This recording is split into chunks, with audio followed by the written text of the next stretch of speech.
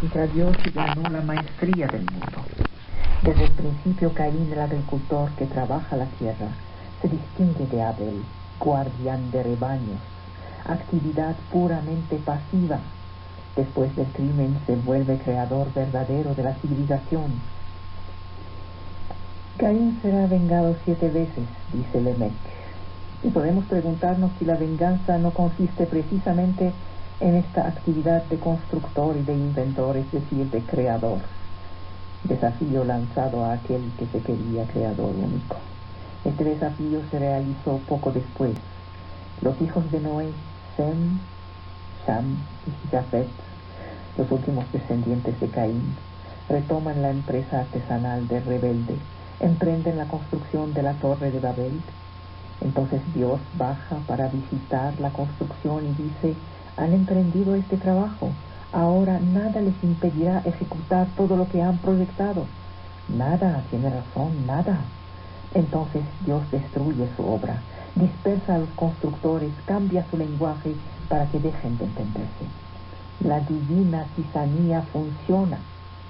Estos lejanos descendientes de Caín, industriosos, son constructores, obreros, urbanizadores, civilizadores, asaltan el cielo, mientras que Dios trata de devolver la humanidad a las santas tareas de guardianes de rebaños que siempre llenaron las iglesias, estos fieles rebaños observados y dirigidos por los pastores como Abel, su figura simbólica. Esta imagen de Caín ha sido borrada por la visión del asesino, pero ha caminado en la conciencia. Caín es aquel por quien nace la conciencia. Esta no se reduce a lo que nos dijeron en la escuela, asunto de remordimiento y de castigo. Es juicio propio. Esta es una historia de rebeldes, constructores, que pueden crear porque desobedecieron. El medievo hacía de la obediencia, del respeto de la autoridad y de la imitación un verdadero culto. Borró el rasgo anterior, pero este vuelve a aparecer con los románticos. En lugar del reza y híncate, surge el me quedaré erguido y de la noche a la aurora jamás callaré. Era la revuelta romántica del individuo ante la autoridad, una suerte de volcadura de los valores del texto bíblico. El poeta francés Baudelaire da a su revuelta una dimensión universal, transfiriéndola la epopea al mundo de cada día y de todos los tiempos. Caín es la primera imagen del hombre que se juzga a sí mismo en lugar de ser juzgado por la fuerza exterior. Hace un inmenso paso, sublima el crimen. El penúltimo y el más corto de los libros de Las flores del mal de Baudelaire se llama Revuelta. Tiene 3 poemas y el de en medio se titula Caín y Abel. Está constituido de 16 dísticos. Describe el contraste entre la situación de la raza de Abel y de la raza de Caín, el destino futuro de una y de otra. Baudelaire opone el éxito social, financiero, moral de aquellos que llama la raza de Abel, estos satisfechos. Los opone a la miseria, la maldición de esos hambrientos que descienden de Caín. Raza de Abel, duerme, bebe y coma. Dios te sonríe con complacencia. Raza de Abel, ama y multiplícate. Tu oro también tiene hijos. Raza de Abel, creces y pastas como las pulgas de los bosques. Es el poema de Baudelaire. Mientras tanto, la raza de Caín grita como un viejo perro y tiembla de frío. Y sin embargo, observamos una volcadura brutal. Los descendientes de Abel mueren. Los de Caín se lanzan a la conquista del cielo. Un personaje víctima del arbitrario divino, aún más intolerable porque se presenta en el nombre de la justicia, se levanta y se venga. Tiene una pequeña diferencia con Prometeo. Es casi mudo, actúa, no habla. mientras que aquel griego del siglo V, hijo de Esquilo, era un orador. Caín rechaza la predestinación. El Génesis sugiere que esta es la condición de toda vida auténtica. Toda vida social es esencialmente práctica, afirma Marx en su octava tesis sobre Feuerbach. Caín hace una multitud de actividades prácticas. Funda una familia, tiene hijos, pone en lugar de la vida natural que simboliza el pastor Abel, pone una vida social. Dios tratará de aniquilarlo con el diluvio, pero el arte del carpintero, recuerden, de todos los profetas, todos fueron pastores salvo uno, Jesús, hijo de Caín, hijo de carpintero. El arte del carpintero, heredado por los hijos de Caín, permite a Noé de construir un arca. El rechazar lo arbitrario lo vuelve príncipe. Al inventar la actividad práctica, lo transforma en transformador de la naturaleza, sometedor de la naturaleza a las necesidades del hombre. Caín es el padre de las artes, de las armas y de las leyes. Es una historia apasionante. Fui a buscar las biografías de hermanos. ¿Saben? No son muy frecuentes. Y las figuras que tenemos sirven para leer y comprender la historia colectiva, la historia simbólica. La sabiduría popular y los textos del derecho del Medio Oriente antiguo muestran la naturaleza de las relaciones de fraternidad, lo delicado de estas relaciones y el hecho que merecen ser preservadas. Un sabio sumerio, Surupak, dice: el hermano mayor es como el padre, trata de recordarlo y dobla tu espalda. Más tarde, un sacerdote egipcio, Ankh-Sheshongi, dice que la abundancia me permite comer mi bien de manera que no tenga a discutir con mis hermanos. Y dice también: cuando dos hermanos se pelean, no te metes entre ellos. Un hombre que se interpone entre dos hermanos cuando se pelean, lo hará cuando estén en paz. Y dice también: no vayas con tu hermano cuando tienes una pena, ve con un amigo. Esta sabiduría está sostenida por disposiciones jurídicas que buscan desamorzar el conflicto en materia de sucesión, de herencia. El problema gira alrededor del derecho del primogénito. Para las leyes asirias del siglo XIII AC, el derecho daba al primogénito el doble de las partes de sus hermanos menores en la herencia.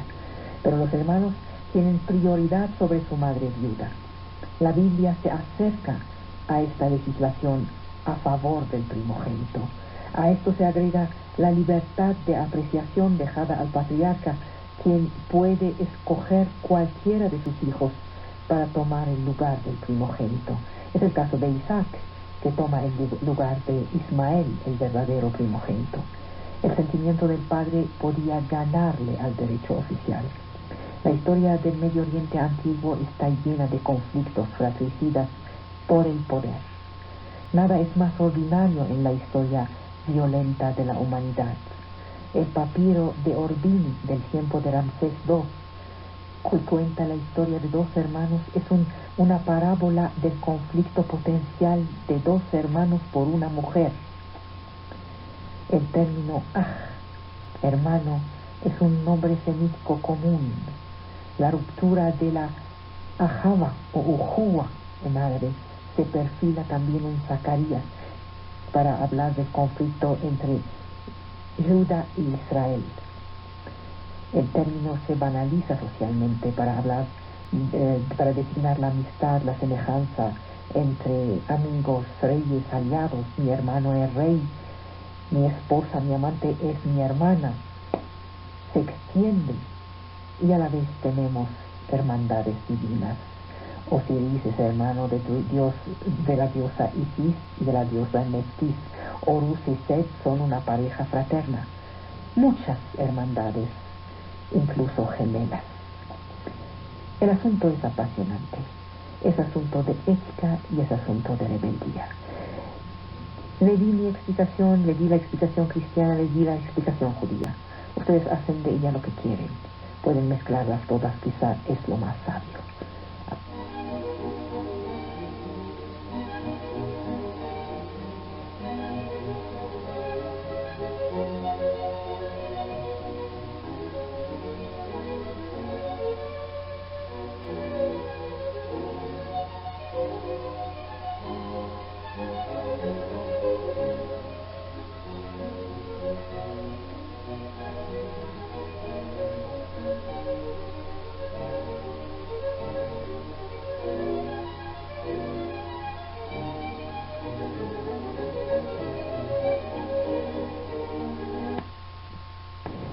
Desde la invención de la escritura, las civilizaciones antiguas han creado una enseñanza superior, cuya historia merece ser hecha.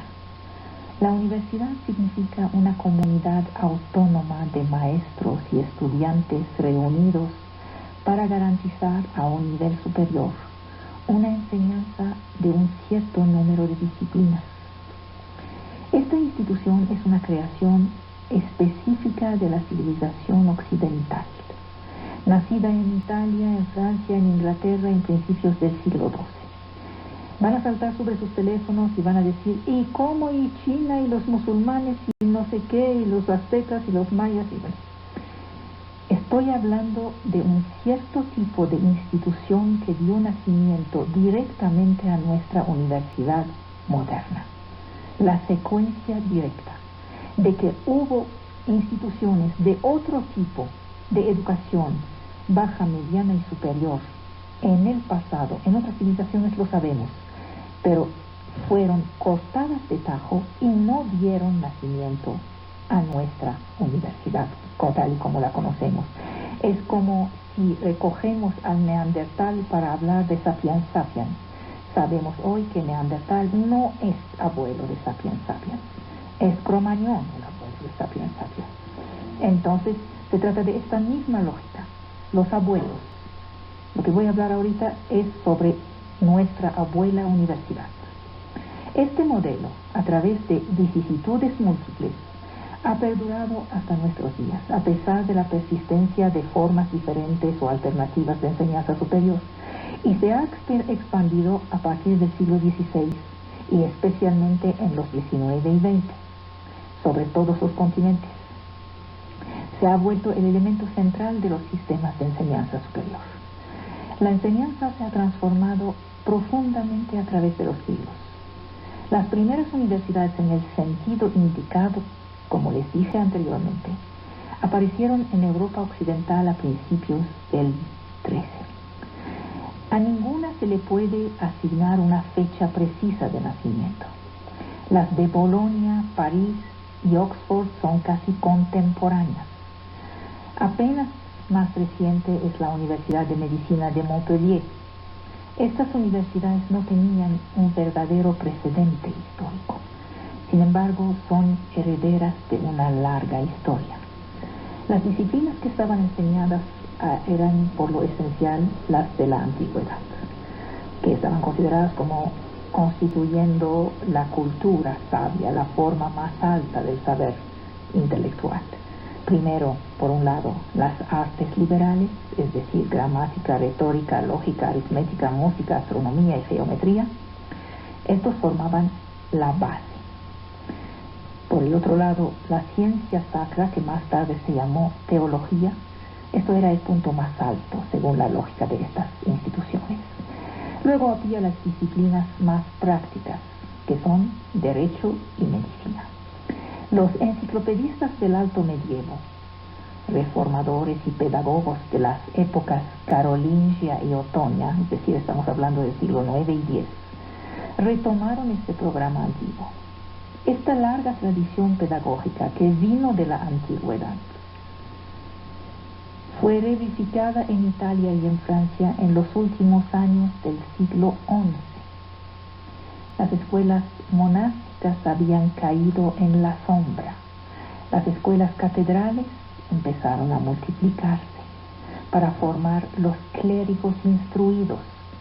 Se instalaron a la cabeza de estas escuelas los escólatras. Es así que desde la primera mitad del siglo XII, la mayoría de las cátedras y de las catedrales del norte de Francia, Angers, Orléans, París, Chartres, Laon, Reims, poseían una escuela permanente de buen nivel, donde se enseñaban las artes liberales y la escritura santa. A las escuelas catedrales vinieron a agregarse las nuevos órdenes de canónicos en sus abadías. Por fin aparecieron las escuelas privadas. Los maestros se instalaban a su cuenta y con su sola reputación enseñaban a quienes aceptaban pagar. Nada más aquí se piensa que un maestro no debe cobrar, pero siempre se ha considerado en todas partes que un maestro es un trabajo como los demás, como plomero, no más, pero plomero por fin, se le paga al plomero. El centro más activo era París. Abelardo, estamos hablando final del 11, primera parte del 12, fue uno de los iniciadores del movimiento. Pero hacia mediados del siglo XII, decenas de maestros enseñaban gramática y lógica, instalados sobre la orilla izquierda del río Sena. En Orleans floreció la lógica. Este desarrollo preocupó a la Iglesia. La Iglesia fue la partera de la enseñanza superior. Cuando esto se desarrolló, la Iglesia empezó a preocuparse. Desde el alto medievo la Iglesia afirmaba su monopolio en materia escolar. Creó el sistema llamado licencia docendi. Para abrir una escuela, aún privada, se necesitaba tener una autorización, una licencia de enseñar, otorgada en cada diócesis por la autoridad episcopal. Este sistema se impuso, ayudado por el hecho de que la mayoría de los maestros eran clérigos. Más independientes, más laicas, fueron las primeras escuelas de derecho que aparecieron en la misma época en los países mediterráneos.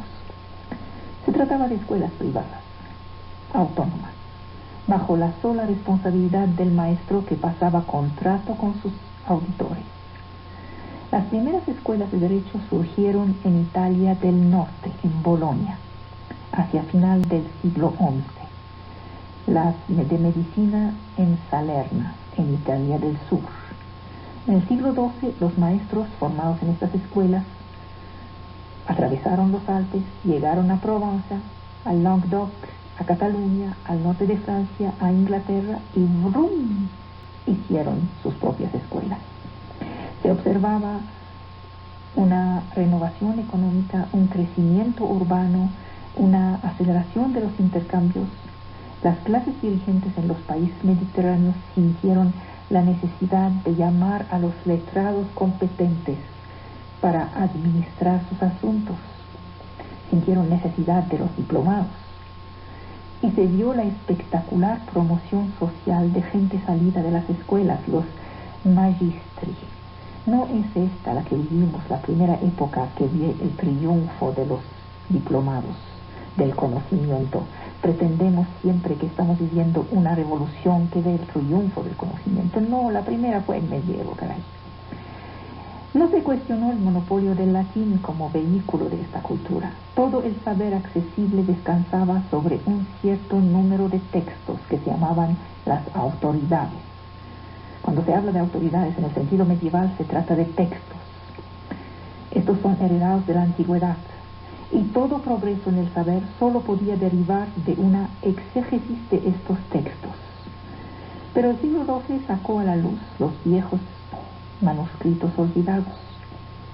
En Italia, el Corpus Juris Civilis, es decir, la codificación del derecho romano que fue realizada en el siglo VI por el emperador Justiniano, fue redescubierto, se volvió el objeto exclusivo de la enseñanza jurídica. Para la medicina se sumaron las traducciones realizadas en España y en Sicilia de los textos griegos y sus comentarios griegos y árabes. En la segunda fase del siglo XII, muchos centros, como las escuelas catedrales de Chartres, de Laon, de Reims, de Liège, cayeron de vuelta en la oscuridad. ¿Cuál fue la causa de estos fracasos? ¿Acaso estas ciudades fueron incapaces de administrar los flujos de estudiantes? Solo algunos centros escaparon a esta evolución y conocieron un crecimiento acelerado. Es muy difícil saber cuál fue la razón del fracaso. Supongo que algún día, dentro de algunas decenas de años, alguien va a decir cuál fue la causa del fracaso de la Academia de Maestica de la señora Antakya. Y nadie le atinaría, nadie le va a atinar que hubo algunos grillos que echaron a perder la Academia. Bien, pasamos. En Bolonia, el emperador Federico Barbarossa otorgó su protección a las escuelas de derecho. Solo se trataba entonces de escuelas privadas, independientes, unas pequeñas societates, así se decía, agrupadas alrededor de un maestro. Es decir, estamos viendo que el poder civil, ya no religioso, ya se está metiendo en la universidad. Primero fue la iglesia. Primero fue la iglesia. Y luego empieza el poder civil a decirse, ¿y por qué yo no? Hacia 1190 empieza una mutación decisiva. Los estudiantes empiezan a sustraerse a la autoridad de los doctores para agruparse según su origen geográfico. Ellos se llamaban naciones, se agrupaban por naciones, los ingleses, los alemanes, provenzales, lombardos, toscanos. Los maestros aceptan prestar juramento de obediencia a la comuna que los alberga. Los estudiantes se organizan entre sí para protegerse de la población local, porque la población local los encuentra muy antipáticos porque hacían ruido, porque eran desordenados, porque el caos, porque eran jóvenes, porque tenían el pelo largo, porque tenían un arete, porque qué sé yo. No los querían.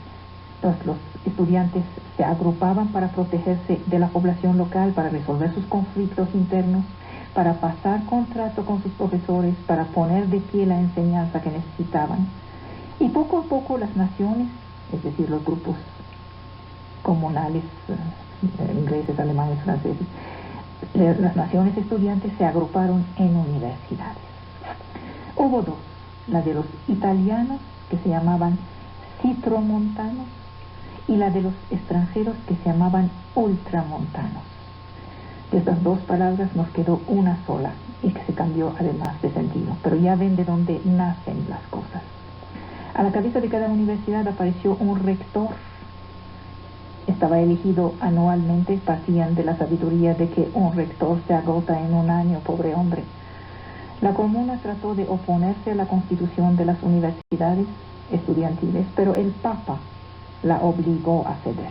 Aquí el elemento que tenía la luz, el elemento de la ilustración, de la liberalización, era el Papa. Fíjense lo que nos dice la historia. Entonces es el Papa que apoya la liberalización de las universidades y les da fuerza en contra de la oposición comunal. Unos mensajes. Vuelvo. Entonces el Papa apoya la liberalización de las universidades, aprovechando para introducir en Bolonia el sistema de la licencia docente, que estaba otorgada por el arquidiácono. Es decir, los libero, pero los controlo. Hacia 1230, la Universidad de Bolonia estaba sólidamente constituida. Sus más antiguos estatutos conocidos datan de 1252. Después de 1270, la comuna acabará por reconocer oficialmente su existencia. Le tomó 18 años para ceder. Y los privilegios de los estudiantes también los reconocieron. ¿Qué privilegios? Pues como la taxación de los alquileres, la exención fiscal, algunas cosas económicas. Al mismo tiempo, otra universidad estudiante aparece en Bolonia para las artes y la medicina. En París, poco después de 1200, los maestros independientes que enseñaban las artes liberales empiezan a asociarse. Los de las disciplinas superiores, como derecho canónico y teología, siguieron con algún atraso en los años 1210-1220. La evolución fue rápida. El rey no se opuso. El obispo de París y su canciller, quienes acordaban la licencia de Occhendi, trataron de frenar el movimiento, lo que suscitó algunos conflictos. En 1215, un legato pontificio otorgó a la joven Universitas Magistrorum et Scholarium Parisiensium, le otorgó a la primera universidad parisiense sus primeros estatutos.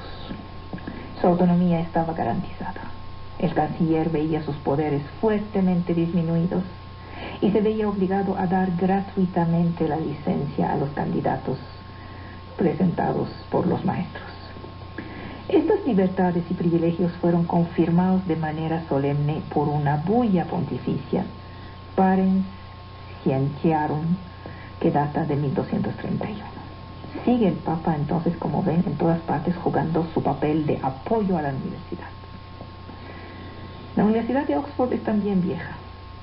Una primera asociación de maestros nace hacia 1200, sin que se sepa por qué esta ciudad secundaria, un pueblito, se ha vuelto un centro escolar tan activo.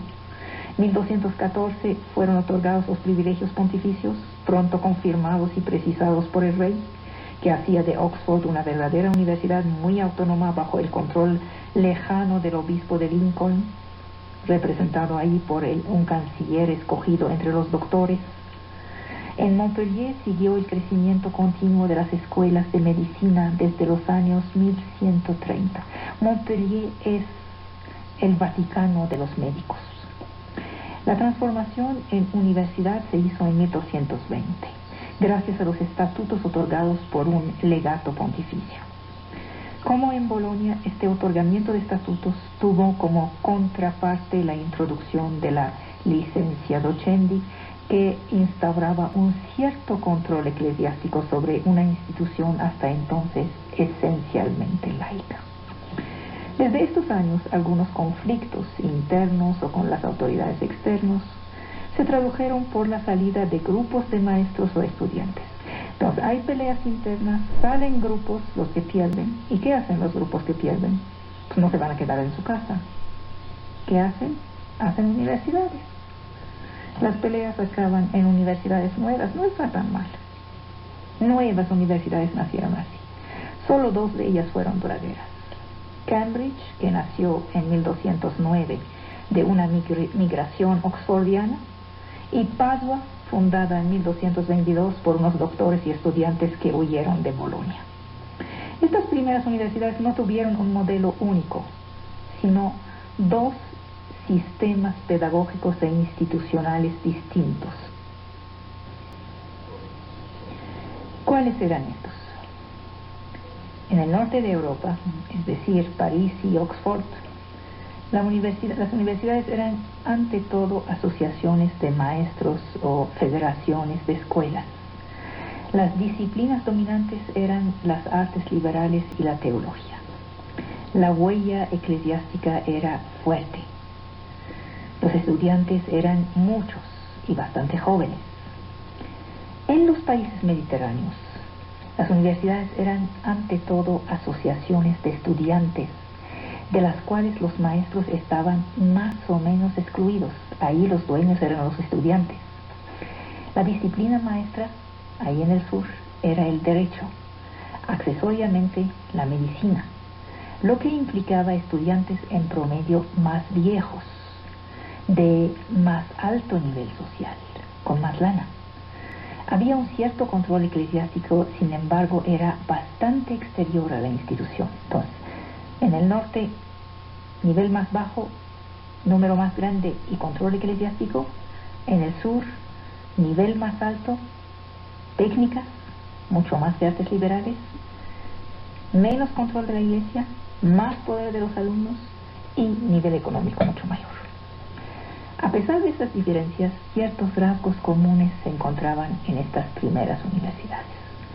El primer rasgo es su pertenencia común al movimiento asociativo tan fuerte de principios del siglo XIII.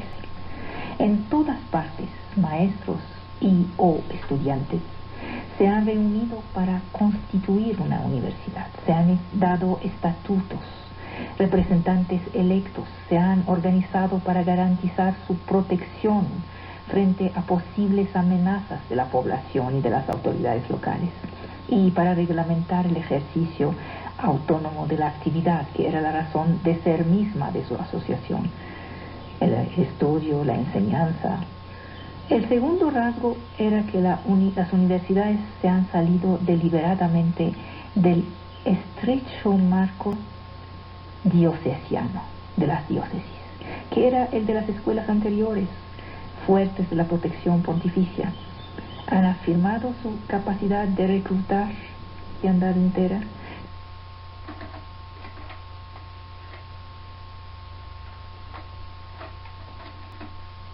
Han afirmado su capacidad de reclutar en la cristiandad entera sin otro límite que el de su brío propio. Entonces, el principio no fue laico, pero la secuencia fue generalmente y en todas partes la laicidad de estas instituciones. Estas han reivindicado una autoridad intelectual a escala de Occidente. ¿Cómo explicar la emergencia de esta nueva forma institucional, precisamente en los primeros años del siglo XIII? La conjetura general era favorable. El desarrollo urbano jalaba tras él el desarrollo de la vida asociativa. Cuando hay ciudad, hay petición de enseñanza.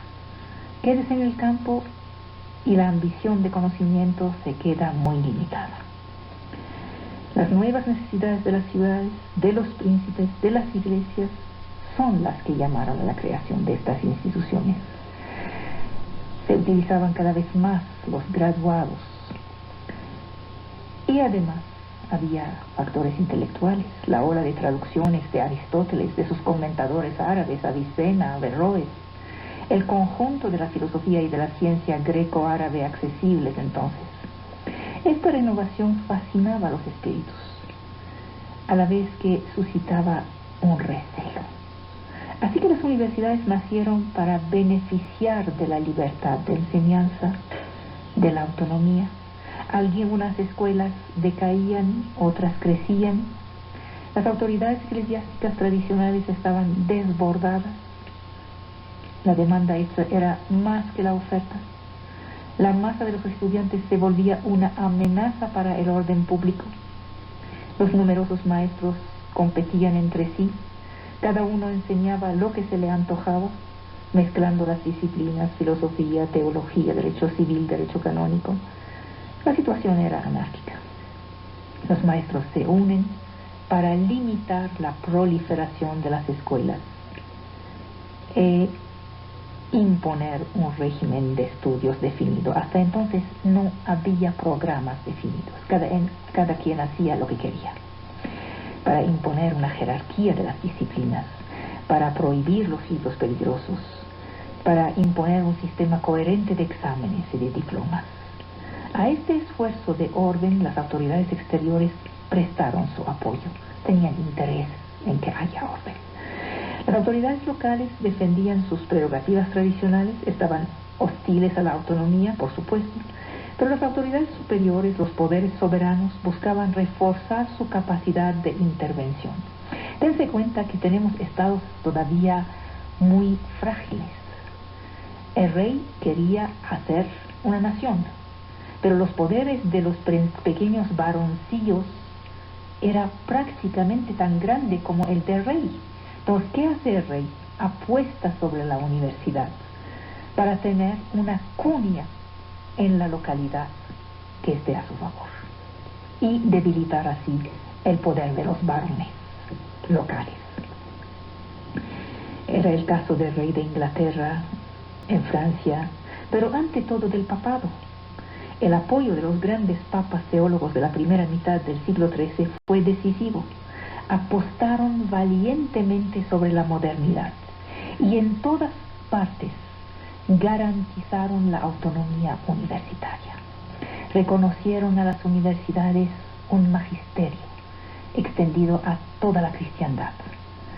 Así, el primer límite de la autonomía universitaria fue el nacimiento misma de la institución. Es decir, la censura no vino de fuera, vino de dentro. Hacia 1230 las universidades eran poco numerosas, pero su prestigio se había vuelto considerable. Y lo conservaron hasta nuestros días. Eran instituciones en su origen muy simples, pero tuvieron unos estatutos completos hacia principios del siglo XIV. En París aparecieron facultades organizadas, la Facultad Preparatoria de las Artes, las facultades superiores de Medicina, de Derecho Canónico. El derecho civil estaba considerado como demasiado profano, fue prohibido en 1219. También la Facultad de Teología. Las facultades estaban dirigidas por un decano. En la Facultad de Artes, la más numerosa, maestros y alumnos se juntaron, según su origen geográfico, en 4 naciones: Francia, Normandía, Picardía, Inglaterra. A su cabeza aparece hacia 1245 un rector electo, quien se impuso como jefe de toda la universidad. ¿Y saben de cuánto era su mandato? Pobre diablo, era de 3 meses. Lo agotaban en 3 meses. Estoy pensando en Sarucán en ese momento. Bien, los poderes estaban guardados por las asambleas generales de las naciones, lo que limitaba el papel del rector. En 1257 comenzaron a crearse los colegios. Uno piensa que los colegios pertenecen a una necesidad de dar estudios de más alto nivel a una clase social más pudiente. No fue así. Los primeros colegios estaban destinados en un principio a alojar los estudiantes pobres. En la universidad, desde el principio, nacieron los conflictos y las crisis.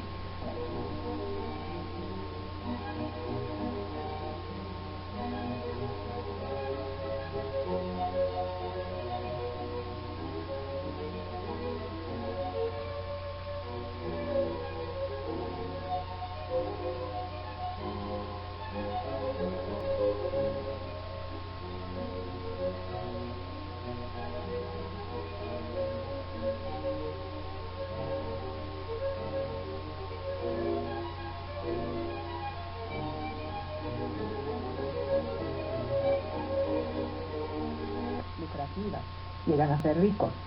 Varios grandes industriales de la India moderna son de origen paria. El sistema de castas releva exclusivamente de la religión.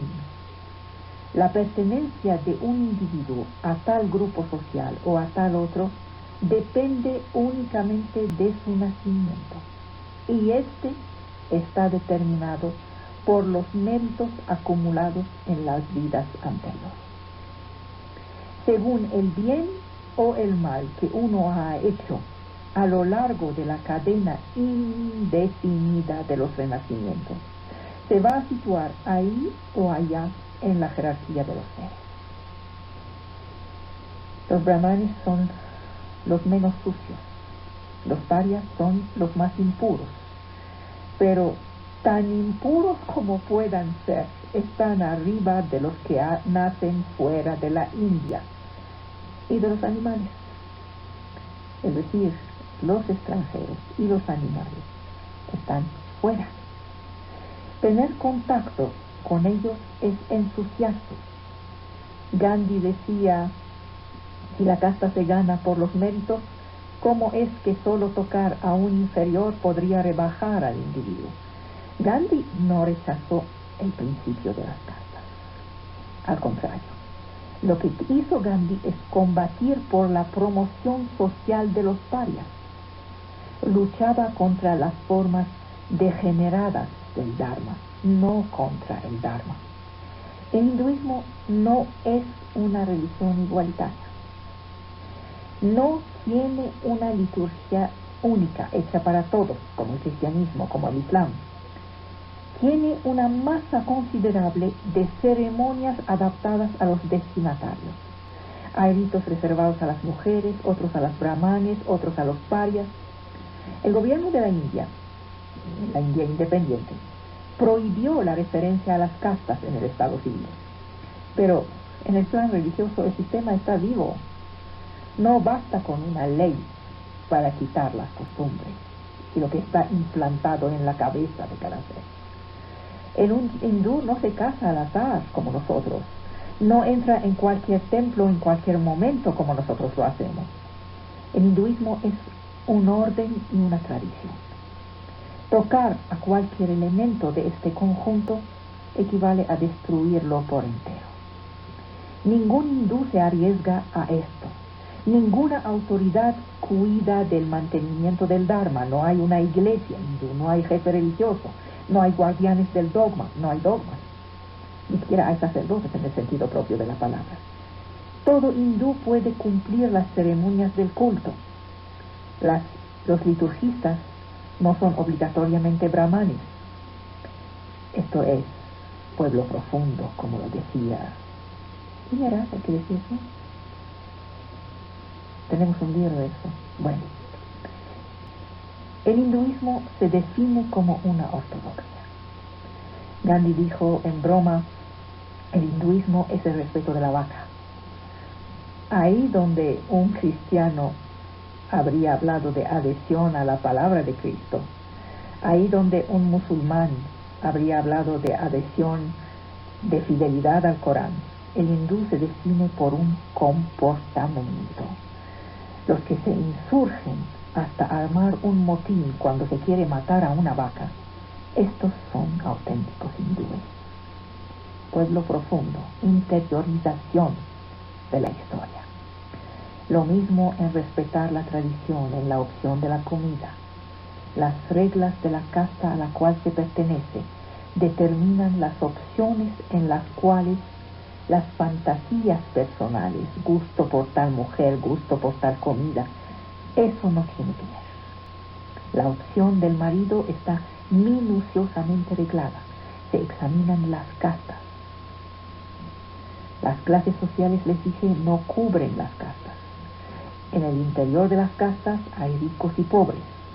La casta funciona como una pequeña nación federada a cientos de otras para formar la inmensa comunidad hindú. Entonces, repito, el hinduismo se define en términos de comportamiento. Y estos van mucho más lejos que lo que llamamos usos y costumbres. Por la tradición hindú, por el Dharma, estas actitudes son hechos religiosos. Son gestos que implican la adhesión a una fe. Esta jerarquía, aparentemente social, es en realidad la traducción concreta de una teoría de los estados múltiples del ser, que concierne no solo a los humanos, sino al conjunto de los vivos, desde el organismo animal el más simple hasta el más majestuoso de los grandes dioses del panteón. El bárbaro no hindú, no indio, es decir, yo, ustedes, el bárbaro no indio es aún casi un animal, apenas diferente del simio, mientras que los brahmanes son ya casi dioses. La espiritualidad hindú está profundamente marcada por esto, parecida a la de la Grecia platónica.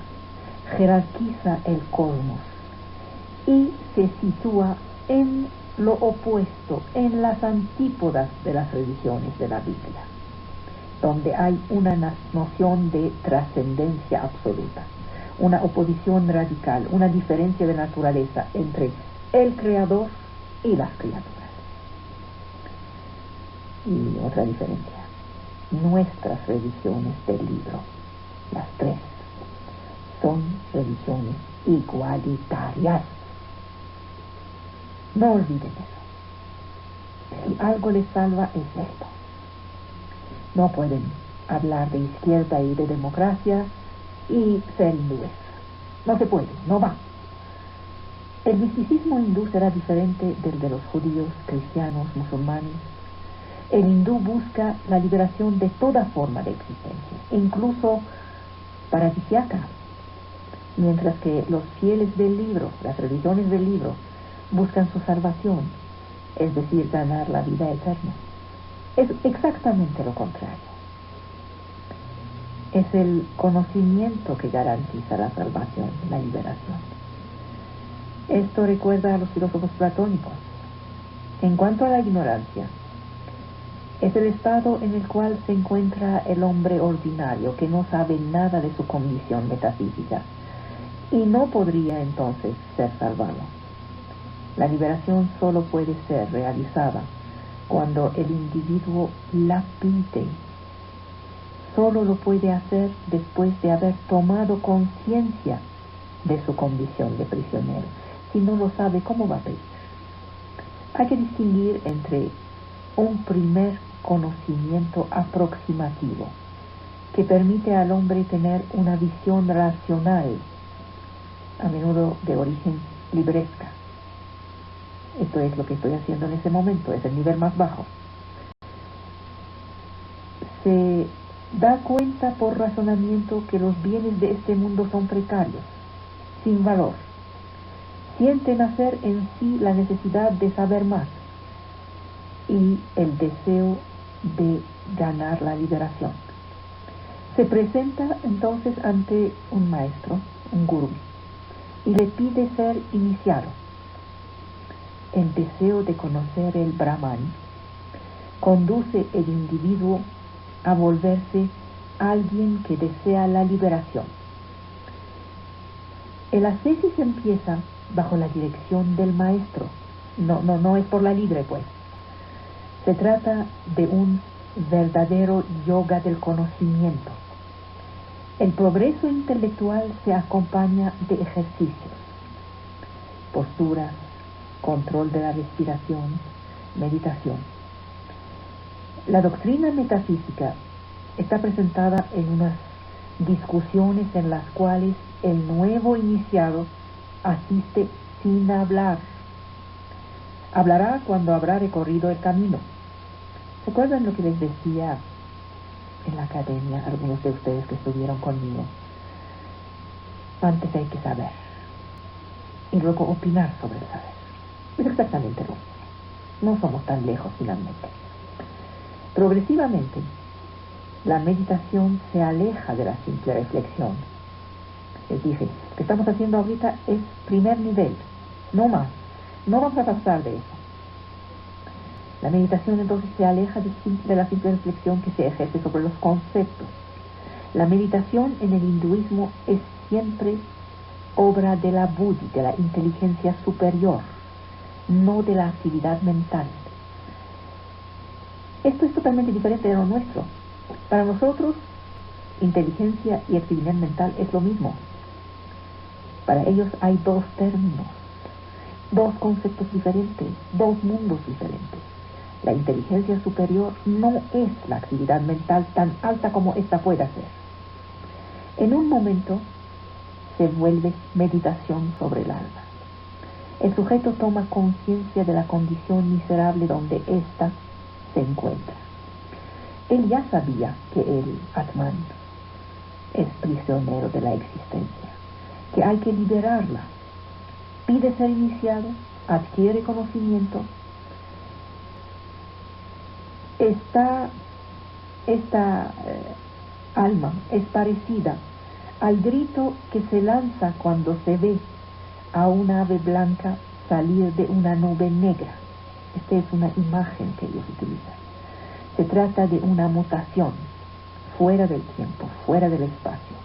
Este conocimiento trascendental modifica el ser de quien lo obtiene. Uno se vuelve lo que uno sabe. El Atman ocupa el individuo que anima. Aquel que meditaba encuentra por fin la armonía, que no deja distinción entre espectador y espectáculo. Se ha alzado por encima de la condición humana y puede proclamar: soy Brahman. Brahman. Estuve esculcando los textos veo que Shankara exalta con mucho lirismo la condición de aquel que llamó el yogín perfecto, el liberado vivo. Esto nos devuelve al yoga. Cuando la mutación se ha operado, cuando adquiere el conocimiento perfecto, el individuo es liberado, pero sigue vivo por un lapso indeterminado, no muerto. Se ha liberado en vida. Es importantísimo eso. Todavía le queda un pedazo de vida. ¿Por qué? ¿Por qué este pedazo de vida si él ya está liberado? Para transmitir la iniciación. Papel de maestro. El karma es el peso de los actos acumulados en el curso de las existencias sucesivas y que determina la calidad del nacimiento después de la muerte. Estos son buenos, naces Brahman. Estos son malos, naces Parya. Y en medio todo lo que quieren.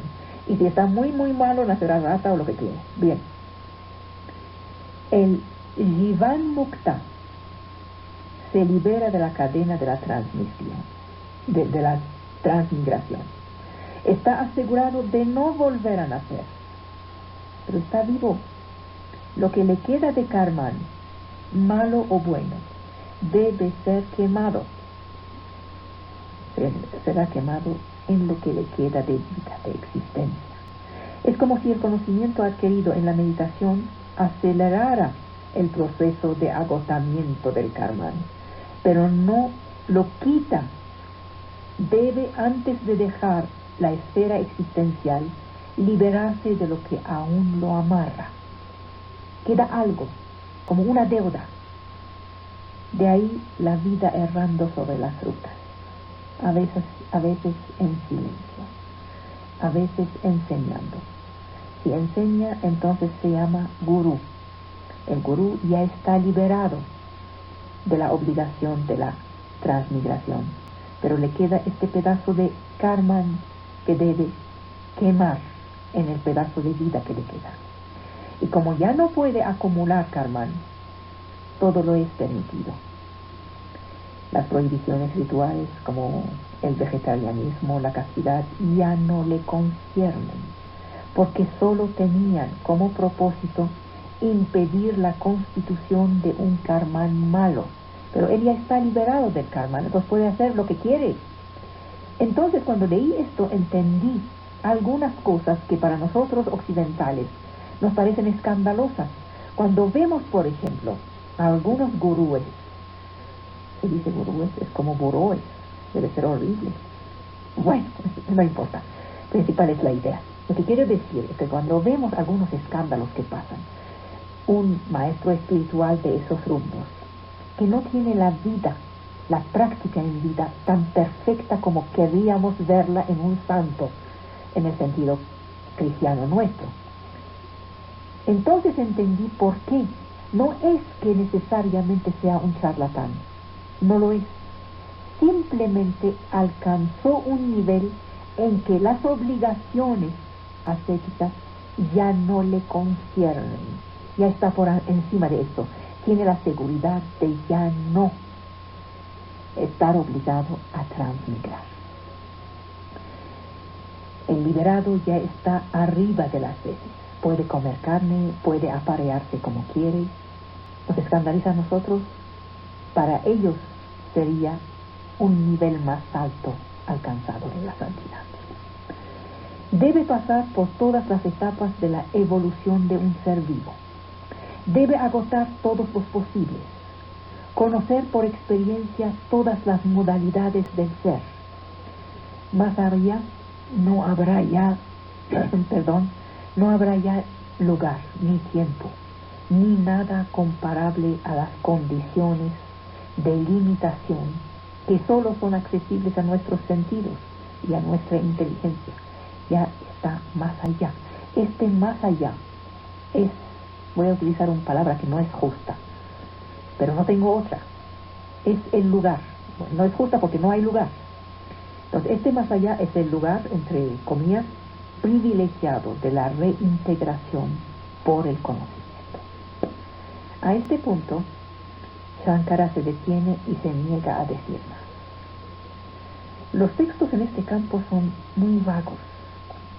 La idea que se hace otro, Madhva, de la liberación se parece más al paraíso de Dante, a más a nosotros, donde las almas de los justos contemplan eternamente la gloria divina. Se parece más a esto que a la concepción brahmánica tradicional de una vuelta a la esencia. En ese sentido, los textos de Madhva son más occidentales, más accesibles. En Shankara hay una visión grandiosa del alma que se complace en su propia contemplación. Dice, el Atman conoce el Atman por medio del Atman. Esta doctrina tuvo un impacto muy grande, ¿saben sobre quién? Sobre la obra de Schopenhauer. Yo hasta hoy lo entendí.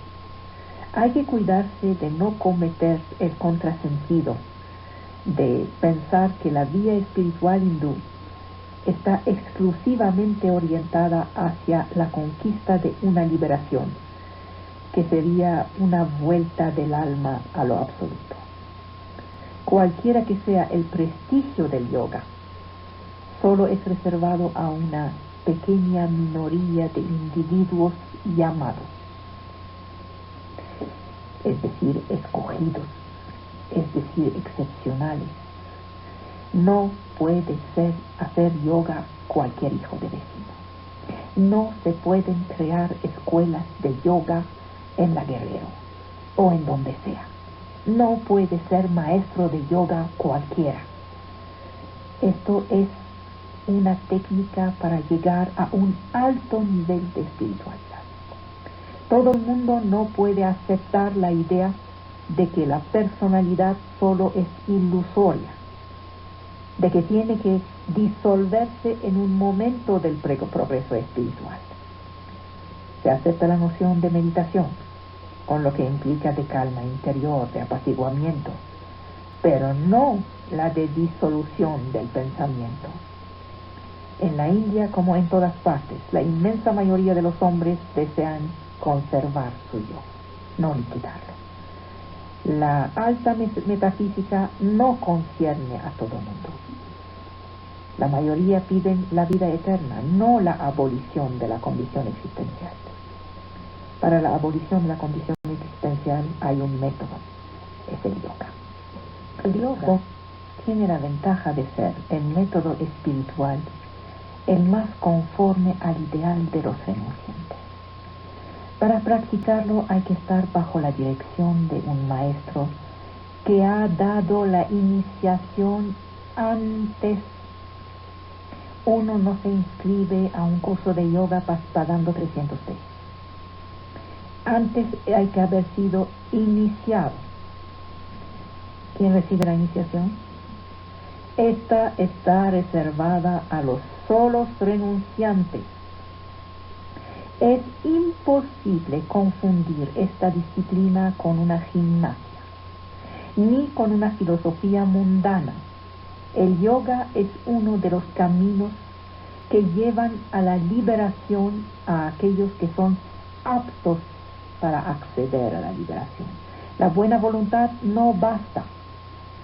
Aquel que practica el yoga ya es alguien que ha renunciado al mundo. Un muerto viviente, para quien las mundanidades no son nada. Así se explica la obligación inscrita en los textos de tener que hacer voto de castidad antes de meterse al estudio de esta disciplina, o de no poseer nada. El renunciante ha solemnemente abandonado a su mujer ante la asamblea del pueblo, ha asistido a la distribución de sus bienes entre sus herederos. Sería absurdo verlos frecuentar a mujeres y acumular nuevos bienes.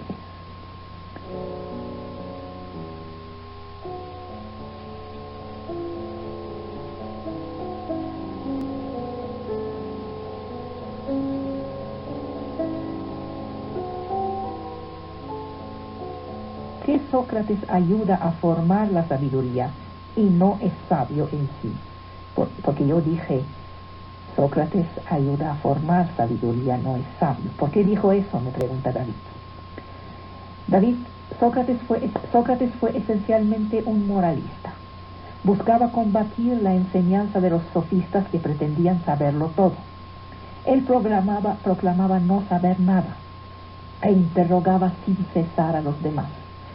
Esta actitud que ha sido calificada de ironía, del griego eironeia, acción de interrogar pretendiendo ignorancia a fin de hacer parir las almas. Se hizo de este método la mayéutica, se hizo de él el modelo de la interrogación filosófica. Ahora, sabemos que jamás escribió nada. Lo que sabemos de él viene de Platón, que lo transforma en personaje de sus diálogos. Ahora te voy a explicar, David, lo que ni tú ni nadie de los alumnos de la academia me habían preguntado hasta ahora. Sócrates dijo, voy a decir una barbaridad y todos se van a lanzar al teléfono para insultarme, no importa. Sócrates no es grande. Sócrates exige un discurso corto, interrumpe retores, interrumpe rápsodas, se burla de ellos. Sus cuestiones recortan la exposición en frases breves de diálogo, devuelve la proposición al tamaño mínimo de una palabra. ¿Cuál discurso? ¿Por qué un discurso? ¿Cuál diálogo y por qué un diálogo? Cualquiera puede dar a Sócrates los golpes que él da a Protágoras o a quien sea. ¿Qué quiere?